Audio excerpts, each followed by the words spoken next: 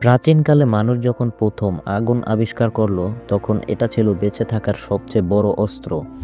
আলো, খাবার রান্না এবং বন্যপ্রাণীর হাত থেকে নিরাপত্তা, এই সব জায়গাতেই আগুন ছিল একটি গুরুত্বপূর্ণ জিনিস। কিন্তু সবচেয়ে বড় সমস্যা ছিল তখন আগুন জ্বালানো হতো পাথর কিংবা কাঠ ঘষে, এবং এতে প্রচুর সময় এবং পরিশ্রম লাগতো। এবং এত কষ্ট করে আগুন জ্বালানোর পরও এই আগুন বেশিক্ষণ জ্বালিয়ে রাখা যেত না। এই কারণেই মানুষের প্রয়োজন ছিল একটি আগুন জ্বালানোর সহজ উপায়। এই প্রয়োজনীয়তাই ভবিষ্যতে লাইটার তৈরির ভিত্তি তৈরি করে।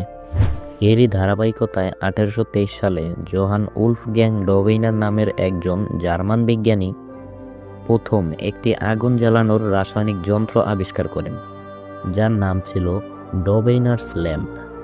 এই যন্ত্রের ভিতরে তিনটি গুরুত্বপূর্ণ উপাদান